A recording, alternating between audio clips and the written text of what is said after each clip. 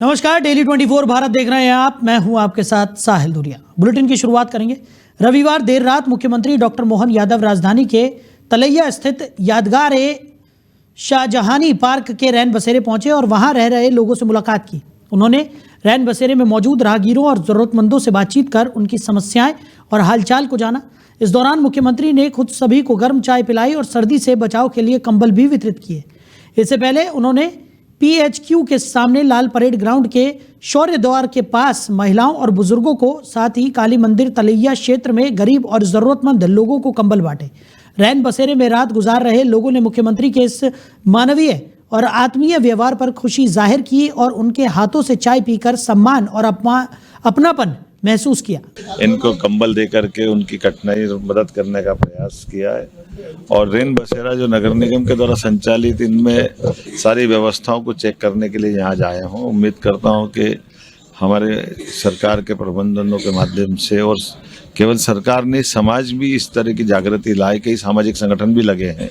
हम सब मिलकर के एक दूसरे के काम आए। कष्ट में, खास करके शीतकालीन समय में, हम खासकर गरीब परिवार की अपाहिज, लावारिस या ऐसे ज़रूरतमंद जिनको इन सब बातों की आवश्यकता है, हम सब उनका ध्यान रखें। यही मानवता है। मेरी अपनी ओर से एक बार फिर मकर संक्रांति के आसपास तक ये समय चलने वाला है। शीत लहर चल रही है, इसलिए मैं प्रशासन के लोगों से भी कहूँगा कि अगर कोई खुले में है तो उसको छाया वाले स्थान पर पहुँचाए और सब प्रकार के प्रबंधन चाक चौबंद करें। मैंने कलेक्टरों को भी निर्देश जारी करेगा। वहीं छत्तीसगढ़ के मुख्यमंत्री विष्णुदेव साय ने कहा कि प्रधानमंत्री मोदी हमेशा गरीब किसानों और मजदूरों को प्राथमिकता देते रहे हैं। उनके पहले कार्यकाल में हर घर तक बिजली पहुंचाना, सभी के बैंक खाते खुलवाना और हर घर में शौचालय की सुविधा सुनिश्चित करना जैसे बड़े कदम उठाए गए। ये दिखाता है कि गरीब और जरूरतमंद लोगों के कल्याण के प्रति उनकी गहरी प्रतिबद्धता है। इसके अलावा प्रधानमंत्री ने देश के ग्रामीण क्षेत्रों को तेजी से विकसित करने के उद्देश्य से जी राम जी योजना शुरू की, जिसका लक्ष्य गांव का समग्र विकास करना और ग्रामीण जीवन स्तर में सुधार लाना है। जी राम जी अधिनियम 2025 को लेकर है और आप सभी जैसे जानते हैं कि माननीय प्रधानमंत्री जी के लिए गरीब, किसान और मजदूर सर्वोच्च प्राथमिकता में है। वर्ष 2014 में जब पहली बार वो देश के प्रधानमंत्री बने तो मेरा भी सौभाग्य था कि राज्य मंत्री के रूप में उनके मंत्रिपरिषद में था और पहले ही दिन उन्होंने देश के पार्लियामेंट में जो उद्बोधन दिया उसमें उन्होंने कहा था कि हमारी ये सरकार गरीबों के लिए समर्पित रहेगी, गरीबों के लिए काम करेगी। और आज आप उनका 11 वर्षों का कार्यकाल देख रहे हैं।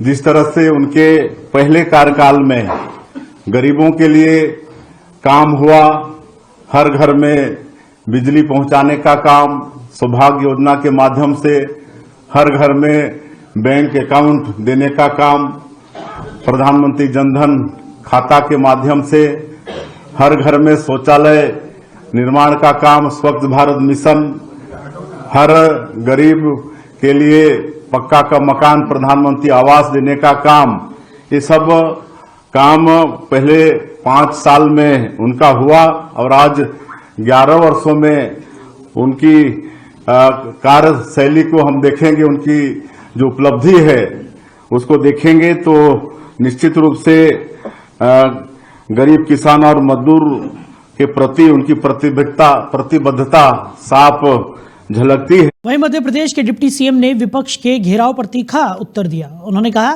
कि विपक्षी नेता अपनी यात्रा और आलोचना के दौरान भ्रमित करने वाले बयान देते रहते हैं, लेकिन सरकार पूरी तरह सतर्क और गंभीर है। इंदौर में हुई त्रासदी पर उन्होंने स्पष्ट किया कि दोषियों के खिलाफ पहले ही कार्रवाई की जा चुकी है और आवश्यकता पड़ने पर आगे भी कदम उठाए जाएंगे। उन्होंने ये भी कहा कि मुख्यमंत्री के नेतृत्व में हर मामले को गंभीरता से देखा जा रहा है और विपक्ष का घेराव सरकार की जिम्मेदारी निभाने में बाधा नहीं बन सकता। मुझे नहीं पता वो कहाँ निकले, वो बता के तो निकलते नहीं है कि भाई हमसे पूछेंगे कि कहाँ निकले वो उनका वो प्रदेश में घूमे, कहीं भी वो कांग्रेस के उनके नेता हैं तो घूमे।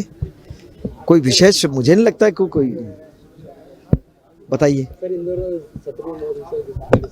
अरे भाई उसके बारे में पूरी विस्तार से बात आ गई है, पार्टी की तरफ से भी आ गई है, माननीय मंत्री जी ने भी कह दिया है। मुझे लगता है कि जिन पे कार्रवाई होना थी उन पे कार्रवाई भी हो गई और जिन पे होना होगी और कार्रवाई होगी। रोज कर रही है कांग्रेस घेराव, करे, लेकिन सरकार पूरी तरह से गंभीर है हमारे मुख्यमंत्री जी के नेतृत्व में। मुझे लगता है कि हर ऐसे विषय पर, घटनाक्रम पर बहुत गंभीरता से निर्णय लिया जाता है। उधर भरतपुर जिले के बड़गांव खुर्द में पेयजल संकट गहराता जा रहा है। कई हैंडपंप लंबे समय से खराब है, जिसके कारण ग्रामीण पीने के पानी के लिए भी भारी कठिनाइयों का सामना कर रहे हैं। विशेष रूप से मोहल्ला स्कूल पारा में हालात और भी गंभीर है, जहां लोगों को लंबे समय से साफ पानी नहीं मिल रहा। ग्रामीणों ने पीएचई विभाग को कई बार शिकायतें की, लेकिन समस्या का कोई स्थायी समाधान नहीं निकला। नल जल योजना गांव में मौजूद होने के बावजूद सही तरीके से काम नहीं कर रही है और नियमित पानी की आपूर्ति नहीं हो रही है। मजबूरी में लोग नदी और नाले के दूषित पानी का सेवन करने को विवश हैं, जिससे स्वास्थ्य पर गंभीर खतरा उत्पन्न हो गया है। ग्रामीण प्रशासन से मांग कर रहे हैं कि तुरंत खराब हैंडपंपों की मरम्मत की जाए और नल जल योजना को प्रभावी ढंग से लागू किया जाए, ताकि लोगों को सुरक्षित और स्वच्छ पानी मिल सके। अभी ये देखना बाकी है कि प्रशासन और पीएचई विभाग इस गंभीर संकट पर कितनी जल्दी कदम उठाते हैं, या ग्रामीणों को लगातार दूषित पानी पीने के लिए मजबूर रहना पड़ता है। भैया ये अपन कौन से पारा में खड़े हैं? हम अपन स्कूल पारा में खड़े हैं, बड़गांव खुर्द। कितने हैंडपंप आपके पारा में हैं? यहाँ पे कुल 6 हैंडपंप हैं। कितने हैंडपंप चालू हैं? यहाँ पे 2 हैंडपंप चालू हैं और 4 हैंडपंप खराब हैं। इस पारा में कितने मकान होंगे? मकान इस पारा में लगभग 30 से 32 घर हैं। 30 से 32 घर हैं जी। आप लोग किसी से बोले क्या कि हमारे हैंडपंप बनवाया जाए? भाई हमने सचिव महोदय को 2-3 बार बोला गया, सर मैं पंच भी था कि इसके हैंडपंप को मतलब बनवा दिया जाए, नहीं तो यहाँ पे भीड़ भाड़ इकट्ठा होता है। यहाँ पे लोग खद्यान लेने के लिए आते हैं, यहाँ पे सोलर पंप स्थापित करवा दिया जाए। ढोड़ी बनवा के यहाँ 2-2, 3-3 लाख रुपए का मन कर दिए जाते हैं, लेकिन यहाँ पे लगभग 150 व्यक्ति महीना में आते रहते हैं, उनको पानी पीने के लिए शुद्ध पानी नहीं मिल। वहीं धमतरी में मिलेट मैन ऑफ इंडिया के नाम से प्रसिद्ध पद्मश्री डॉक्टर खादर वली का स्वागत हुआ। उन्होंने किसानों के साथ एक महत्वपूर्ण बैठक में पारंपरिक खेती और देशी मिलेट्स यानी कि मोटे अनाज के महत्व पर जोर दिया। किसानों को बताया गया कि अत्यधिक गेहूं और चावल के सेवन से अनेक स्वास्थ्य समस्याएं उत्पन्न होती हैं, जबकि ज्वार, बाजरा, रागी, कोदो और कुटकी जैसे मिलेट्स को आहार में शामिल करने से शरीर स्वस्थ रहता है और बार बार डॉक्टर्स के पास जाने की आवश्यकता नहीं पड़ती। बैठक के दौरान कलेक्टर परिसर में एक भव्य मिलेट प्रदर्शनी का आयोजन भी हुआ, जहां किसानों को कोदो, कुटकी और अन्य मिलेट्स से तैयार पौष्टिक उत्पादों की जानकारी दी गई। प्रदर्शनी में आधुनिक और पारंपरिक खेती के तरीकों को भी प्रदर्शित किया गया, जिससे किसानों को स्वास्थ्य और उत्पादन दोनों में लाभ उठाने के नए रास्ते दिखाए गए। जिले भर से बड़ी संख्या में किसान इस कार्यक्रम में शामिल हुए और मिलेट उत्पादन को अपनाने का संकल्प लिया। इस पहल से न केवल स्वास्थ्य में सुधार की संभावना है, बल्कि ग्रामीण अर्थव्यवस्था को भी मजबूती मिलने की उम्मीद जताई जा रही है। डॉक्टर खादर वली ने किसानों को प्रेरित किया कि वो अपने आहार में गेहूं और चावल की जगह ज्वार, बाजरा, रागी जैसे सुपर फूड शामिल करें और स्वस्थ पारंपरिक खेती की ओर बढ़ें। इस दौरे से धमतरी में कृषि और स्वास्थ्य के क्षेत्र में एक नई क्रांति की उम्मीद जताई जा रही है, जो किसानों की आमदनी बढ़ाने और ग्रामीण समुदाय के जीवन स्तर को बेहतर बनाने में सहायक होगी। बहुत अच्छा लगा कि आज जिला प्रशासन और कृषि विभाग की तरफ से मिलेट्स महोत्सव के रूप में आज मनाया जा रहा है और सभी किसान यहाँ भी सहभागी बने हैं। मिलेट्स की उपयोगिता क्या है, दैनिक जीवन में उसका उपयोग करने से क्या लाभ मिलता है, उसकी विस्तृत जानकारी डॉक्टर खादर वली पद्मश्री द्वारा दिया गया और उन्होंने बताया कि यहाँ पे एक स्कैन करने के लिए ये दिया हुआ है, उसमें आप स्कैन करें, उसमें सारी किताब, सारी पुस्तकें में हर एक बीमारी का इलाज दिया हुआ है। और वास्तव में जिस प्रकार से उन्होंने जानकारी दिया, कैंसर से लेकर मधुमेह और सारी जितने भी बीमारी है उसके समस्या का समाधान मिलेट्स के उपयोग करने से होगा, विस्तृत जानकारी दिया गया और वास्तव में यह अद्भुत है। नमस्ते। आज धमतरी जिला कलेक्ट्रेट में मिलेट्स के बारे में अवेयरनेस प्रोग्राम आयोजन किया गया है। बहुत सारे लोग आए थे और हम मिलेट्स के बारे में पिछला 30 साल से काम कर रहे हैं। मिलेट्स हमारा स्वास्थ्य का अद्भुत रास्ता है। हम ये गेहूं, चावल, ये आधुनिक फूड कॉर्पोरेट कल्चर को छोड़कर हमारा पारंपरिक दाना का खान पान हमारा रसोई घर में और एक बार वापस लाए। डॉक्टर से और हॉस्पिटलों से दूर रख सकते हैं, हमको इतना अद्भुत स्वास्थ्य का लाभ हो सकता है। ये बात हम सब लोगों के पास पहुंचाना चाहते हैं। please make sure you eat millets and be healthy. Millets ही हमारा खान पान होना है, ये गेहूं चावल को हम फेंक देना है, क्योंकि ये दोनों चीजों से ही हमारा सबका बीमारियां हम उगा रहे हैं हमारा अंदर। सो जब आपका खान पान सही होता है, दवाओं का जरूरत नहीं होता है।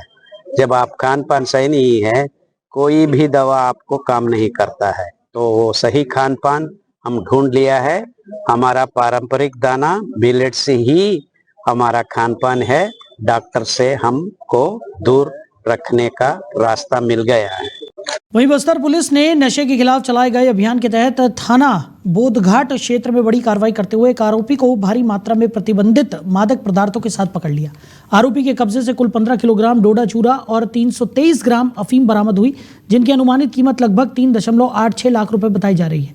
इसके अलावा पुलिस ने 2 मोबाइल फोन भी जब्त किए। जानकारी के अनुसार आरोपी कपड़े बेचने की आड़ में अफीम और डोडा चूरा की तस्करी करता था और बस स्टैंड से बाहर बड़े शहरों में सप्लाई करने की योजना बना रहा था। मुखबिर की सूचना पर पुलिस ने बस स्टैंड के पास घेराबंदी कर उसे दबोच लिया। पुलिस ने आरोपी के खिलाफ एनडीपीएस एक्ट की संबंधित धाराओं के तहत मामला दर्ज कर उन्हें न्यायालय में पेश किया, जहां से उसे जेल भेज दिया गया। ये व्यक्ति पहले भी अफीम तस्करी के मामले में जेल जा चुका है, जिससे उसकी आपराधिक प्रवृत्ति साफ झलकती है।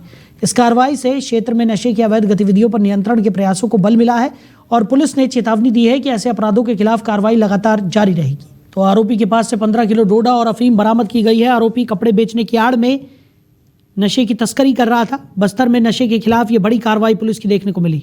तो एक आरोपी को पुलिस ने हिरासत में लिया है।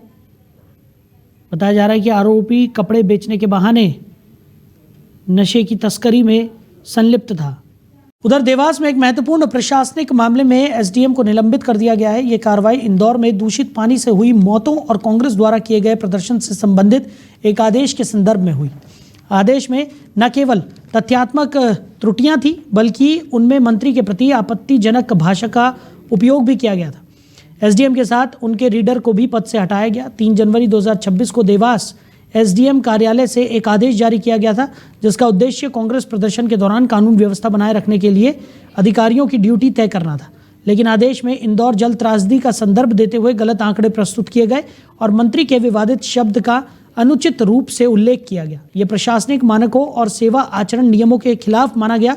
मामले के संज्ञान में आने के बाद उज्जैन संभाग के आयुक्त ने तत्काल कार्रवाई करते हुए एसडीएम को निलंबित कर दिया। निलंबन में यह स्पष्ट किया गया कि आदेश संवेदनशील मुद्दों पर बिना जांच और तथ्य प्रशिक्षण के जारी किया गया, जो मध्य प्रदेश सिविल सेवा आचरण नियम 1965 का उल्लंघन है। इस कदम का उद्देश्य प्रशासनिक गंभीरता बनाए रखना और भविष्य में ऐसे अनुचित आदेश जारी होने से रोकना बताया गया है। उधर भोपाल जिले में शीतलहर और तापमान में लगातार गिरावट को देखते हुए शिक्षा विभाग ने विद्यार्थियों की सुरक्षा और स्वास्थ्य को ध्यान में रखते हुए महत्वपूर्ण निर्देश जारी किए हैं। इसके तहत जिले के सभी शासकीय, अशासकीय, सीबीएसई, आईसीएसई, अनुदान प्राप्त और अन्य मान्यता प्राप्त स्कूलों में नर्सरी से लेकर 8वीं कक्षा तक की कक्षाएं सुबह से पहले आयोजित नहीं की जाएंगी। आदेश में बताया गया है कि ठंड के कारण छोटे बच्चों पर गंभीर प्रभाव पड़ सकता है, इसलिए उनकी सुरक्षा को प्राथमिकता देते हुए निर्णय लिया गया है कि आदेश तुरंत प्रभाव से लागू होगा और इसे कलेक्टर की अनुमोदन भी प्राप्त होगी। तो जिला शिक्षा अधिकारी ने सभी स्कूल प्राचार्यों और प्रधानाध्यापकों को ये सुनिश्चित करने के निर्देश दिए हैं कि निर्णय सख्ती से लागू किया जाए। साथ ही ये स्पष्ट किया गया है कि बच्चों की स्वास्थ्य सुरक्षा सर्वोच्च प्राथमिकता रहेगी और मौसम की परिस्थितियों के अनुसार भविष्य में भी आवश्यकता अनुसार अतिरिक्त निर्देश जारी किए जा सकते हैं। इस कदम का उद्देश्य बच्चों को सर्दी और अत्यधिक ठंड के दुष्प्रभाव से बचाना और उनकी पढ़ाई के साथ साथ स्वास्थ्य की सुरक्षा सुनिश्चित करना है। उधर बुंदेलखंड में ठंड का कहर लगातार जारी है और छतरपुर जिले में आम जनजीवन पर इसका गहरा असर पड़ा है। ठंड की इस तीव्रता के बीच सबसे अधिक प्रभावित स्कूली बच्चे हैं, जो सुबह स्कूल आने जाने में भारी कठिनाइयां महसूस कर रहे हैं। हाल ही में सोशल मीडिया पर एक वीडियो वायरल हुआ, जिसमें एक छोटी छात्रा ने अपनी परेशानी व्यक्त करते हुए कलेक्टर से शीतकालीन अवकाश की अपील की है। छात्रा ने भावुक होकर बताया कि सुबह स्कूल जाने के लिए बच्चों को इतनी ठंड सहनी पड़ती है कि उनकी बौछारें पूरी तरह से, आपको बता दें कि उनकी हालत ख़राब हो जाती है। वीडियो में देखा जा सकता है कि नन्ही बच्ची ने अपने अनुभव और बच्चों की तकलीफ को बड़े आत्मविश्वास और संवेदनशील ढंग से साझा किया। इस वीडियो के माध्यम से बच्चों की कठिन परिस्थितियों और ठंड के प्रभाव की गंभीरता स्पष्ट हो रही है। यह घटना प्रशासन और आम जनता के लिए चेतावनी की तरह है कि अत्यधिक सर्दी के दिनों में बच्चों की सुरक्षा और स्वास्थ्य के लिए विशेष ध्यान देने की आवश्यकता है। खबर पर ज़्यादा जानकारी के साथ हमारे सहयोगी समीर अवस्थी हमारे साथ जुड़ गए। समीर, क्या कुछ निकलकर सामने आ रहा है? लगातार ठंड बढ़ रही है और ऐसे में एक बच्ची ने प्रशासन से अपील की है कि जल्द से जल्द शीतकालीन जो अवकाश है वो यहाँ पर शुरू कर दिए जाएं। यानी कि माना जा सकता है कि बच्चों पर ठंड का खासा असर पड़ता हुआ दिखाई पड़ रहा है। साहिल, बिल्कुल मध्य प्रदेश में अंतर्राष्ट्रीय पर्यटन नगरी खजुराहो, जहाँ पर ठंड इतना ज्यादा है कि सुबह से विजिबिलिटी इतनी कम हो जाती है, आने जाने वाले लोग तो परेशान है ही, और साथ ही इस ठंड में बच्चे भी परेशान होते नजर आ रहे हैं कड़ाके की ठंड को लेकर। जब एक पिता अपने बच्ची से पूछ रहे हैं कि बेटा टुक टुक कल जाना है स्कूल, तो वो कहती है नहीं हम नहीं जाएंगे, और इतना ठंड है कोई अगर स्कूल जाएगा तो वो सीधा अस्पताल पहुंचेगा। वायरल वीडियो में बच्ची जो है छतरपुर जिला कलेक्टर से मांग कर रही है कि छुट्टी का दिन और बढ़ा दी जाए। मैं बता दूं, प्रशासन भी यहाँ पर अलर्ट मोड पर नजर आ रहे हैं। लगातार ठंड को लेकर निर्देश दिए जा रहे हैं। वही कई जगह लापरवाही की भी तस्वीरें सामने आ रही है, जैसे रैन बसेरे की खबर हमने अभी दिखाया था दिल्ली 24 के माध्यम से। जो बेघर लोग हैं वो बाहर कहीं ना कहीं नजर आ रहे हैं। हालांकि इसमें जो है खजुराहो सांसद बीडी शर्मा ने एक्शन लेते हुए दिल्ली 24 की खबर पर मुहर लगाते हुए उन्होंने सख्त निर्देश दिए हैं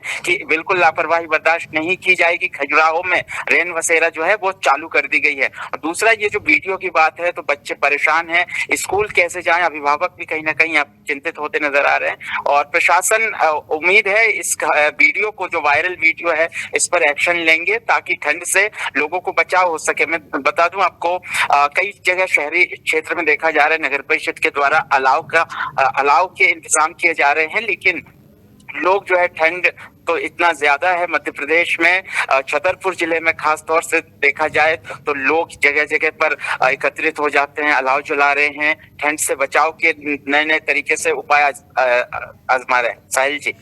बिल्कुल समीर, लगातार ठंड बढ़ रही है और अब उसका अच्छा खासा असर यहाँ पर देखने को मिल रहा है। जिस तरीके से इस बच्ची ने प्रशासन से अपील की है, क्योंकि काफ़ी ज़्यादा ठंड यहाँ पर हो गई है और सबसे ज़्यादा प्रभावित स्कूली बच्चे ही होते हैं, क्योंकि सुबह सुबह उठकर ठंड में स्कूल जाना एक बहुत ही परेशानी वाली बात है। ऐसे में प्रशासन ने इस बच्ची की अपील को किस तरीके से देखा है? देखिए, फिलहाल सोशल मीडिया पर ये वीडियो हो रहा है और वायरल वीडियो को प्रशासन ने संज्ञान में भी लिया है और देखना होगा कि कब तक छुट्टी बढ़ाई जाती है। फिलहाल छतरपुर कलेक्टर पार्थ जायसवाल ने 3 अवकाश घोषित किए हैं, जिसमें स्थानीय अवकाश, जिसमें मकर संक्रांति, भाई दूज और एक और जो पर्व है उसको लेकर। लेकिन बच्चों को लेकर बच्चे जो चिंतित नजर आ रहे हैं, सोशल मीडिया पर अपील कर रहे हैं, इस पर फिलहाल ऑफिशियली कोई जानकारी नहीं आई है, लेकिन उम्मीद है प्रशासन बच्ची के इस मांग को जरूर संज्ञान में लेकर कार्रवाई करेंगे। चलिए समीर, हमारे साथ जुड़ने के लिए, इस तमाम जानकारी के लिए आपका बहुत शुक्रिया। तो छात्रा ने कलेक्टर से शीतकालीन अवकाश की अपील की है। आपको बता दें कि वायरल वीडियो में बच्चों की ठंड में आने जाने की तकलीफ बयां करती हुई ये छोटी सी बच्ची नज़र आ रही है और लगातार ये वीडियो वायरल हो रहा है, जिसके बाद अब प्रशासन भी इस वीडियो का संज्ञान लेता हुआ नज़र आ रहा है। अब आने वाले समय में क्या कुछ कदम उठाए जाते हैं उस पर भी नज़र बनी रहेगी। उधर इंदौर के भागीरथपुरा क्षेत्र में दूषित पानी के सेवन से मौतों का सिलसिला थमने का नाम नहीं ले रहा है। इस श्रृंखला में एक और मामला सामने आया है, जिसमें धार के शिव विहार क्षेत्र के एक रिटायर्ड पुलिसकर्मी की इलाज के दौरान मृत्यु हो गई। इस घटना के साथ ही इस दूषित पानी मामले में मृतकों की संख्या कुल 17 पर पहुंच गई है। जानकारी के अनुसार मृतक इंदौर अपने बेटे से मिलने आए थे। वहां उन्होंने चाय और अन्य पेय पदार्थ का सेवन किया। इसके कुछ समय बाद उनकी तबीयत बिगड़ने लगी, उन्हें खासा परेशानी होने लगी। गंभीर हालत को देखते हुए उन्हें बॉम्बे हॉस्पिटल में भर्ती कराया गया। अस्पताल में उन्हें आईसीयू में रखा गया और वेंटिलेटर सपोर्ट पर इलाज किया गया, लेकिन रविवार दोपहर उनकी मृत्यु हो गई। मृतक के परिजनों ने इस मौत के लिए दूषित पानी को मुख्य कारण बताया और प्रशासन पर लापरवाही का आरोप लगाया। इस घटना ने क्षेत्र में स्वास्थ्य सुरक्षा और जल आपूर्ति की गंभीर समस्याओं पर सवाल उठाए हैं और अब नागरिकों में गहरी चिंता का माहौल बना हुआ है। 30-29 से इनको डायरिया स्टार्ट हुआ था और 1 तारीख को हम लोगों ने इन्हें बॉम्बे हॉस्पिटल इंदौर में एडमिट किया था और इनके सिम्टम्स भी सारे जो कंटामिनेटेड वाटर है उसी के सिम्टम्स थे और इनके आसपास भी जो पेशेंट्स थे सारे सेम डिसीज़ वाले पेशेंट्स थे और हम लोगों ने इसी के रिगार्डिंग प्रशासन से भी कांटेक्ट करने की कोशिश करी, जो इंदौर के मेयर हैं उनसे भी कांटेक्ट करने की कोशिश करी और जो कलेक्टर हैं उनसे भी, वो भी विज़िट पर आए थे वहाँ पर, उनसे भी मेरी बात हुई थी। उन्होंने आश्वासन दिया था कि वो कुछ पॉजिटिव रिस्पांस करेंगे इस पे। लेकिन जब बॉम्बे हॉस्पिटल मैनेजमेंट से बात हुई तो उन्होंने ये कहा कि हमारे पास लिखित में कोई भी आदेश न होने के कारण हम आपकी किसी भी तरीके से सहायता नहीं कर सकते, ना ही इलाज में या आर्थिक सहायता। और सेम चीज़ हमारी CMHO सर से भी बात हुई थी। उन्होंने भी बोला था कि मैं हॉस्पिटल एडमिनिस्ट्रेशन को ये बात बताऊंगा तो वो आपकी हेल्प करेंगे। लेकिन एक उसमें टेक्निकल शायद इशू ये आया कि पापा का जो आधार कार्ड है, हम लोग मूल निवासी धार के हैं लेकिन मैं रहता इंदौर में हूँ, और पापा मेरे यहाँ पर ही आए थे, और हमारे एक और भैया हैं जो नंदा नगर एरिया में रहते हैं, हम लोग वहाँ गए थे और वहीं से हमारा भागीरथपुरा एरिया में भी जाना हुआ। अब हमें नहीं पता था कि वहाँ पे दूषित पानी ऐसा कुछ इशू होगा। खैर वो किसी को भी नहीं पता होता है। वो उस दिन जाना हुआ, वहीं पे हमारा चाय नाश्ता पानी हुआ, और शायद उसी कारण से हमारा वो जो दूषित वहीं मंडला जिले का नाम अब केवल कान्हा राष्ट्रीय उद्यान तक ही सीमित नहीं रहा, बल्कि अजगर दादर के लिए भी देश भर में प्रसिद्ध हो गया है। जिले के ककैया परिक्षेत्र में स्थित यह अनोखा इको पर्यटन स्थल इन दिनों सैकड़ों अजगरों की उपस्थिति के कारण पर्यटकों के लिए आकर्षण का केंद्र बन गया है। नए साल के अवसर पर दूर दूर से आए पर्यटक विशाल डोलोमाइट चट्टानों के बीच धूप सेकते अजगरों के अद्वितीय दृश्य देखकर मंत्रमुग्ध हो गए। चट्टानों पर फैले इन सर्पों का नज़ारा किसी प्राकृतिक चमत्कार से कम नहीं लगता। घने जंगल, शांत वातावरण और वन्य जीवों की भरपूर उपस्थिति ने इस क्षेत्र को अंतर्राष्ट्रीय स्तर का इको टूरिज्म स्थल बना दिया है। वन विभाग और ग्राम वन समिति की देखरेख में अजगर दादर न केवल पर्यटन को बढ़ावा दे रहा है, बल्कि स्थानीय लोगों के लिए रोजगार और पहचान का भी अवसर प्रदान कर रहा है। कान्हा राष्ट्रीय उद्यान के बाद अब ये स्थान मंडला जिले की नई और अद्वितीय पहचान के रूप में उभर कर सामने आया है। वहीं मंडला जिले के बिछिया विकासखंड के ग्राम उमरवाड़ा में कोया पुनेम एवं संवैधानिक प्रशिक्षण शिविर का आज 5वां और अंतिम दिन संपन्न हुआ। यह शिविर आदिवासी संस्कृति के संरक्षण और संवर्धन के लिए आयोजित एक महत्वपूर्ण पहल के रूप में उभरा। कार्यक्रम में आदिवासी समाज की पुरातन संस्कृति, रूढ़ी प्रथा की शक्तियां, नार्य व्यवस्था और टोटम प्रणाली जैसे विषयों पर गहन मार्गदर्शन प्रदान किया गया। विशेषज्ञों ने आदिवासी समाज की सांस्कृतिक पहचान, परंपराओं और संवैधानिक अधिकारों के बारे में विस्तृत जानकारी साझा की। मूल निवासी सेवा समिति एवं सर्व आदिवासी समाज द्वारा प्रतिवर्ष आयोजित ये शिविर स्थानीय आदिवासी समुदाय के लिए ज्ञान और प्रेरणा का स्रोत रहा। शिविर में क्षेत्रीय जनप्रतिनिधियों और बड़ी संख्या में आदिवासी समाज के लोग उपस्थित हुए। कार्यक्रम में पारंपरिक नगाड़ों की गूंज और लोक नृत्यों ने सांस्कृतिक रंग भरते हुए इस आयोजन को यादगार बना दिया। उधर मध्य प्रदेश सरकार ने महिलाओं को सशक्त और आत्मनिर्भर बनाने के लिए एक महत्वपूर्ण कदम उठाया है। राज्य में स्वयं सहायता महिला समूहों को प्रोत्साहित करने के लिए अब लाडली बहन योजना के अंतर्गत महिलाओं को मिलने वाली वित्तीय सहायता में वृद्धि की गई है।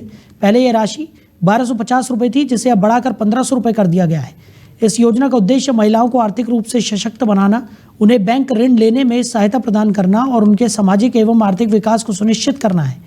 इससे महिलाएं अपने छोटे व्यवसाय, स्वरोजगार या अन्य आय के स्रोत विकसित कर सकेंगी, जिससे उनकी आर्थिक स्थिति मजबूत होगी और वो समाज में अधिक सक्रिय और आत्मनिर्भर बनेंगी। तो फिलहाल इस बुलेटिन में मेरे साथ इतना ही। आप बने रहिए। नमस्कार।